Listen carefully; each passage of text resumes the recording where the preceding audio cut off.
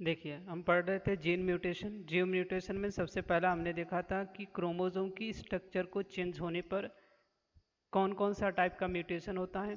यदि क्रोमोसोम का कोई पार्ट ब्रेक हो जा रहा है, टूट जा रहा है, तो ऐसे म्यूटेशन को हम डिलीशन कहते हैं। ये देखे थे। दूसरा हमने देखा था कि जो पार्ट ब्रेक हुआ है, ए बी पार्ट ब्रेक हुआ है या कि नहीं, ए बी पार्ट डुप्लीकेट होकर उसी पोजीशन पे फिर आकर जुड़ जाए तो डुप्लीकेशन कहते हैं। यही पार्ट उल्टा होकर आकर जुड़ गया, देखिए बी पहले हो गया, ए बाद में हो गया, 3 वर्जन। लोकेशन इसका चेंज हो जाए तो हम ट्रांसलोकेशन कहते हैं। या तो सेम क्रोमोसोम पर अटैच हो गया या किसी दूसरे क्रोमोसोम पर अटैच हो रहा है तो भी हम क्या कहते हैं, ट्रांसलोकेशन कहते हैं। आज देखना है कि क्रोमोसोम के नंबर के चेंज होने से म्यूटेशन जो होता है उसको हम न्यूरल म्यूटेशन कहते हैं। क्रोमोसोम का नंबर बढ़ सकता है या तो डिक्रीज हो सकता है, घट सकता है, इसी को हम क्या कहते हैं, न्यूरल म्यूटेशन। क्रोमोसोम के नंबर बढ़ने और घटने से हमने कहा था दो टाइप के म्यूटेशन होता है। एक कौन सा होता है, एन्यूपोलाइडी होता है। एक कौन सा म्यूटेशन होता है, एन्यूपोलाइडी। एन्यूपोलाइडी में क्या था, हमने कहा था इसमें जो क्रोमोसोम होता है पेयर में, पेयर में क्या हो रहा है, इंक्रीज होगा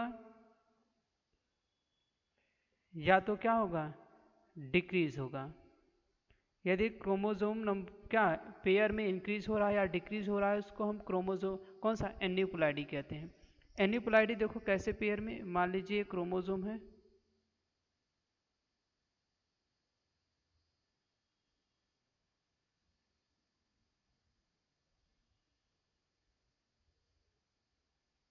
ये क्रोमोसोम है, यस क्या, इसका कुछ पार्ट क्या हुआ है, ब्रेक हो जाए, ठीक है, यही वाला पार्ट ये अलग हो जाए, डिक्रीज हो जाए एक, ठीक है, एक ये है, ये देखिए मान लीजिए एक क्रोमोसोम है, हम आपको बता के दिखा रहे हैं। ये मान लीजिए एक क्रोमोसोम ये है, दूसरा क्रोमोसोम ये है, देखिए तीसरा नेक्स्ट क्रोमोसोम ये है,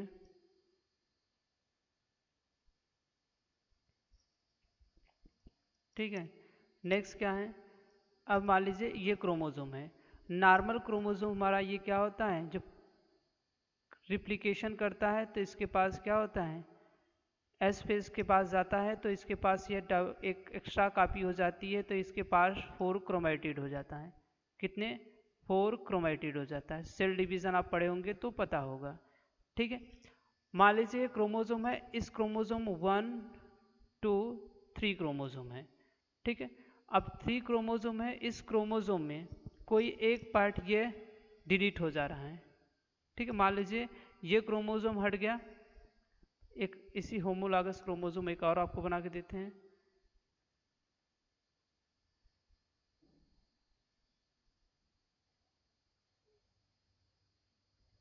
लीजिए, ठीक है।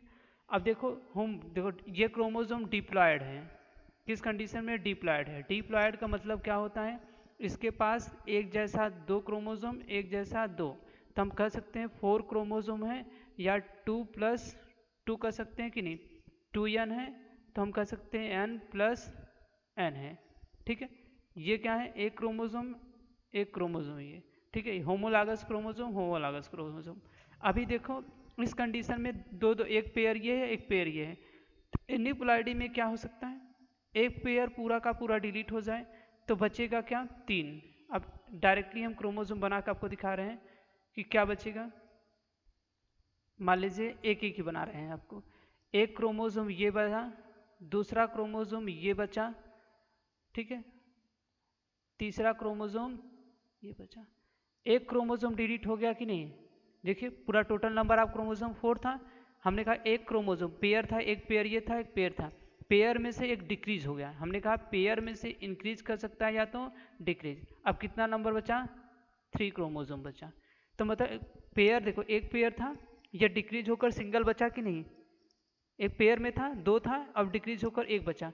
जब एक क्रोमोसोम बचता है इसको हम मोनोसोमी कहते हैं। जब किसी पेयर में से एक क्रोमोसोम डिक्रीज हो जाए, सिंगल बचे, उसको हम मोनोसोमी। दूसरा कंडीशन देखो, नेक्स्ट कंडीशन, ये क्रोमोसोम जो है पेयर में है, एक क्रोमोसोम ये है, दूसरा क्रोमोसोम ये है, अब दोनों को दोनों गायब हो जाए, ठीक है, पूरा का पूरा क्रोमोसोम गायब हो गया, ठीक है, पूरा का पूरा ये पेयर वाला पूरा का पूरा डिलीट हो गया, यहां से समाप्त हो गया। तो इस कंडीशन को हम क्या नाम देते हैं, कौन से टाइप का, नल्लिसोमी,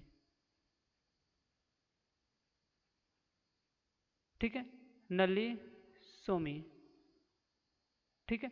तो नल्लिसोमी में जो भी हमारा क्रोमोसोम होगा 2n में, मोनोसोमी में 1 माइनस हो जाएगा। जैसे हमारे पास 46 क्रोमोसोम है, एक गायब हुआ था, तो मोनोसोमी का क्या हो जाएगा, जितना भी क्रोमोसोम रहेगा उसमें 1 माइनस कर देंगे। नल्लिसोमी में जितना भी नंबर आप क्रोमोसोम होगा 2n माइनस 2 गायब हुआ कि नहीं, तो हम 2 कर देंगे, ठीक है। एक और टाइप देखिए, एक और टाइप, मान लीजिए क्रोमोसोम है, ये क्रोमोसोम है, ठीक है, और एक क्रोमोसोम ये, दूसरा क्रोमोसोम ये, एक और बढ़ गया, पेयर में से एक और बढ़ गया, तो जब एक एक्स्ट्रा आ गया तो इसको हम कंडीशन को हम क्या कहते हैं, ट्राइसोमी कहते हैं, ट्राइसोमी कहते हैं। ट्राइसोमी में क्या हुआ, 2n + 1 हो गया, 2n + 1 होमोलॉगस क्रोमोसोम, ये पेयर में था 3 हो गया, तो इस कंडीशन को ट्राइसोमी कहते हैं, ठीक है।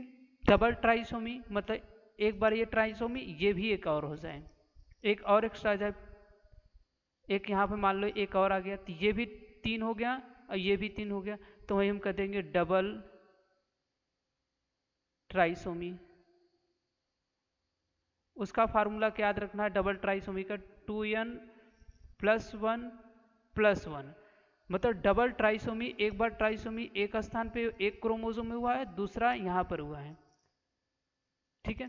तो ये क्या है, एन्यूप्लॉइडी है, एन्यूप्लॉइडी में पेयर में इंक्रीज हो रहा है या डिक्रीज हो रहा है, तो एन्यूप्लॉइडी, ठीक है। नेक्स्ट देखो कौन सा बचा है, यूपोलाइडी, ठीक है। यूपोलाइडी में देखो कौन से टाइप का होता है,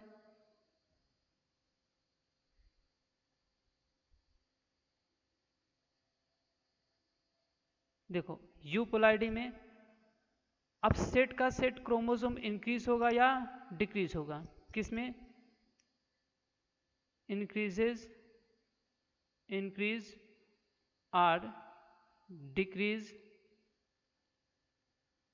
इन सेट, ठीक है। क्रोमोसोम इंक्रीज हो रहा है या डिक्रीज हो रहा है किसमें, सेट में। जैसे हम कहते हैं हमारे पास 2n क्रोमोसोम है, यह डिक्रीज होकर क्या हो जाए, n क्रोमोसोम बन जाए, या तो इंक्रीज हो 2n से 3n हो जाए, प्लस धीरे धीरे और बढ़ जाए 4n हो जाए, मतलब पेयर में इंक्रीज हो रहा है। जैसे हमारे पास 46 है, 46 है तो हम 23 + 23 लिखते हैं कि नहीं, अब डिक्रीज होकर केवल 23 बच जाए, या तो हम कह दें एक 23 और ऐड हो गया, एक 23 और आ गया, तो क्या हो जाएगा 23 + 23 + 23, मतलब पेयर में इंक्रीज हो रहा है, पेयर में डिक्रीज हो रहा है, तो उसको हम एन्यूप्लॉइडी। और पेयर में इंक्रीज होता चला जाए, जैसे n से 2n था, 2n से 3n हो जाए, 3n से 4n हो जाए, 4n से डॉट डॉट डॉट ऐसे बढ़ता चला जाए, इस कंडीशन को हम नाम देते हैं पॉलीपोलाइडी, मतलब पोलाइड कंडीशन क्या हुआ, बहुत नंबर में हो गया ज़्यादा। तो यूपोलाइडी सेट में इंक्रीज करता है, एन्यूपोलाइडी किसी पेयर में इंक्रीज या डिक्रीज करता है, ठीक है।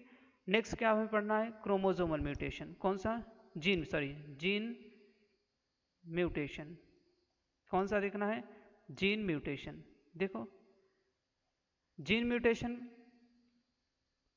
क्या हो, किसी जीन में इंक्रीज, जीन मतलब देखो मान लीजिए हमारा ये डीएनए है, डीएनए पे क्या होता है, यहाँ पर नाइट्रोजनस बेस होता है, मान लीजिए AGCT,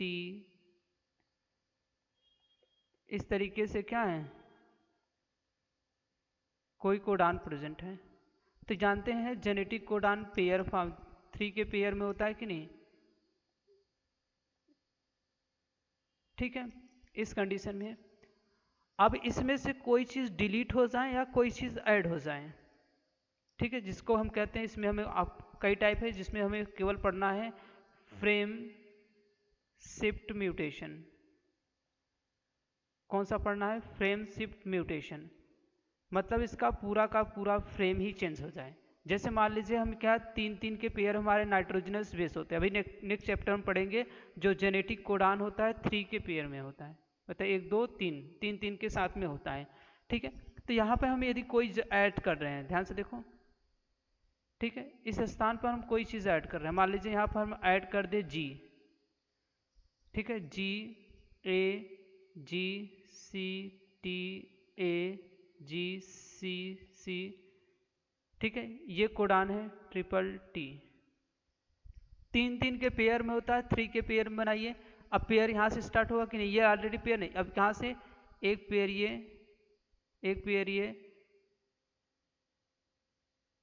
देखो पहले कोडान क्या था, ए जी सी था, अब यहाँ पे जी ए जी हो गया, मतलब यह किसी अलग अमीनो एसिड को कोड करता था, अब ये अलग अमीनो एसिड की, तो पूरा का पूरा फ्रेम ही चेंज हो गया कि नहीं।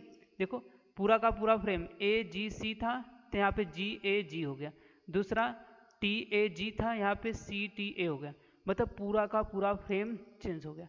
तो कोई चीज़ ऐड हुआ या तो कोई चीज़ हम यहाँ से रिमूव कर दें, निकाल दें, या मान लीजिए ए हम मूव कर दिए, जब ए मूव कर देंगे तो क्या बनेगा, देखो देखिए ए हट गया तो बचा क्या है, जी सी टी ए जी सी, ठीक है। अब देखिए यहाँ पे कोडान बनाइए, अब क्या होगा, जी सी, देखो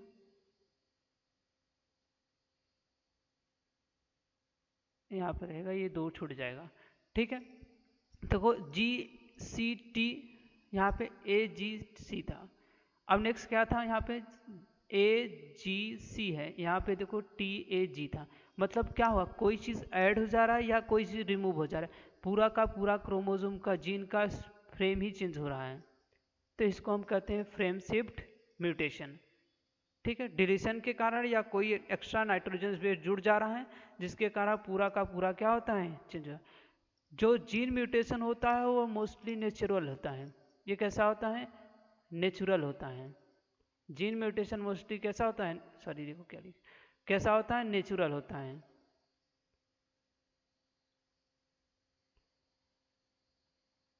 ये आर्टिफिशियल नहीं होता है।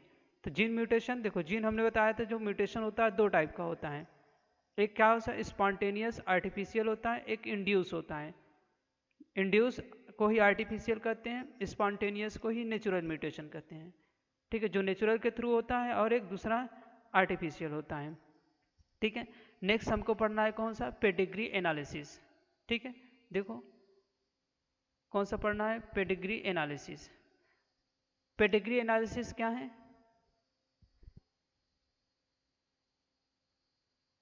देखो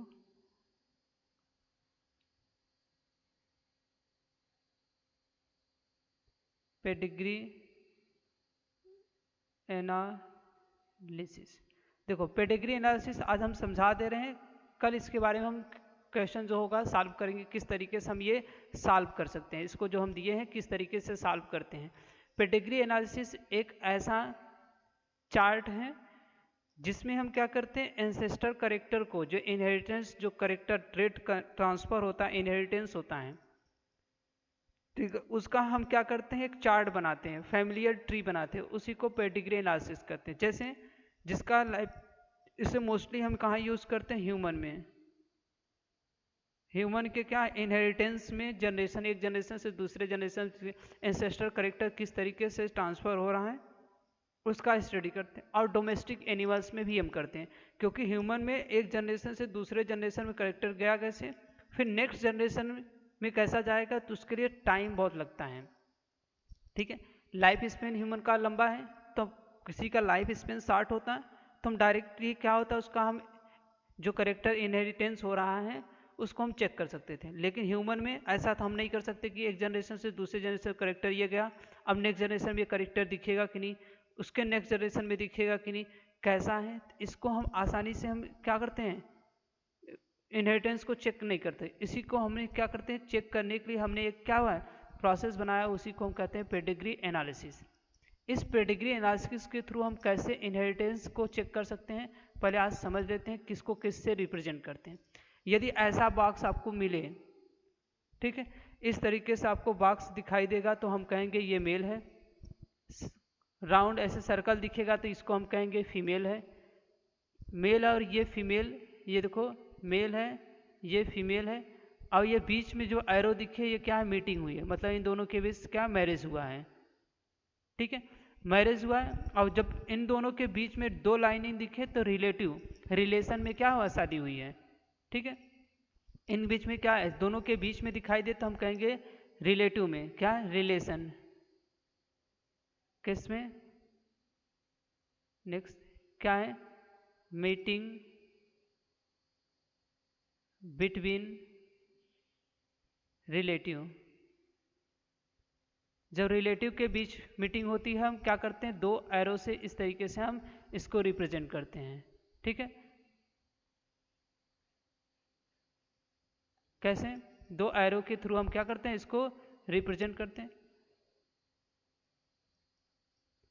ठीक है। नेक्स्ट देखो ये क्या है, दो मेल फीमेल जिनमें क्या है मीटिंग हुई है, रिलेटिव नहीं है क्योंकि एक एरो है। इनके देखो ये क्या है, प्रोजनिया ऑफ स्प्रिंग है। ऑफ स्प्रिंग हम लेफ्ट से राइट की तरफ जाएंगे तो पहला लड़का है, दूसरा लड़की है, तीसरा लड़का है, ठीक है। यहाँ पे देखो इसमें से कोई है, इस तरीके से देखो मेल इससे रिप्रेजेंट करेंगे, फीमेल को इससे, मीटिंग इस तरीके से। प्रोजनी होगा तो हम ऐसे जो पहला लड़का है कि दूसरा लड़का है कि इस तरीके से, उस तरीके से हम लिखते चले जाएंगे। फिर यहाँ पे देखो आइडेंटिकल ट्विंस हैं। देखिए आइडेंटिकल ट्विंस कैसे हैं, ये हम कल आपको समझाएंगे कि आइडेंटिकल ट्विंस किस तरीके से बनते हैं। ये देखो दोनों एक जैसे ट्विंस हैं कि नहीं, तो ये कैसे बनते हैं इसको हम समझाएंगे। तो देखो एक ही, ये दोनों क्या हैं, ट्विंस हैं।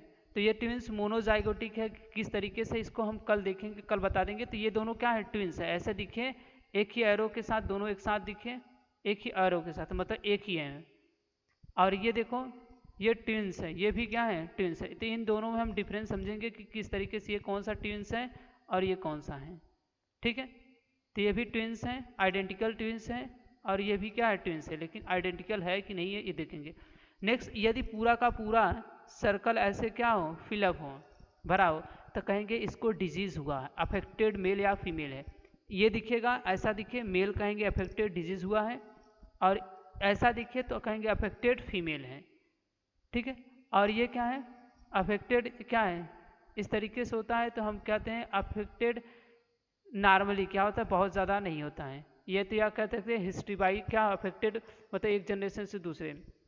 आपको इस तरीके से दिखे हम कह सकते हैं अफेक्टेड है कैरियर, मतलब इसमें करेक्टर नहीं दिखेगा, एक जनरेशन से दूसरे जनरेशन ट्रांसफर होगा। या तो हाफ आपको इस तरीके से मिले, ठीक है, हाफ ऐसे होगा, हाफ क्या होगा, नहीं होगा। तो इस तरीके से दिखे तो कहेंगे क्या, कैरियर फीमेल है। और इस तरीके से हाफ मिले मेल में तो हम कहेंगे हाफ क्या है, यहाँ पे इस कंडीशन में, ठीक है। मोस्टली मेल कैरियर कंडीशन में नहीं होता है, ठीक है। अब ये देखो ये दोनों का क्या हुआ है, ये क्या है, ये दोनों के दोनों क्या होते हैं, डेड हो गए हैं, मतलब मर गए हैं। ये जो इस तरीके से एरो थोड़ा सा इस फॉर्म में बनाया गया है, जो बॉक्स बनाया गया है ये क्या है, ट्रांसजेंडर है, मतलब मेल है फीमेल है, इसको हम आइडेंटिफाई नहीं कर सकते हैं, ठीक है। और एक कंडीशन, यदि आपको इस तरीके से बन के ऐसे बना हो और 5 लिखा हो, ठीक है, और पूरा का पूरा ऐसे हो, तो हम कह देंगे 5 ऑफिस, मतलब 5 बच्चे हैं। तो मतलब रिप्रेजेंट करने के लिए आपको मोस्टली सब और नहीं जानना है, बस इतना ही बहुत आपके लिए पर्याप्त है कि कौन कितना किस तरीके से है, ठीक है। किस तरीके से, बस याद रखना है मेल को हम इससे रिप्रेजेंट करते हैं, फीमेल को ऐसे रिप्रेजेंट करते हैं, ठीक है, ये याद रखिएगा। तो इसको हम बताएंगे एक जनरेशन से दूसरे जनरेशन में कैसे ये ट्रांसफर हुआ। हम तो कैसे बता सकते हैं कि इनमें कौन सा इनहेरिटेंस है, डोमिनेंट जीन था कि रिसेसिव था कि सेक्स क्रोमोसोम के कारण है कि ऑटोसोमल क्रोमोसोम के कारण है। तो ये सब हम कल नेक्स्ट क्लास में देखेंगे, ये सब आप तैयार कर रखिएगा, ठीक है।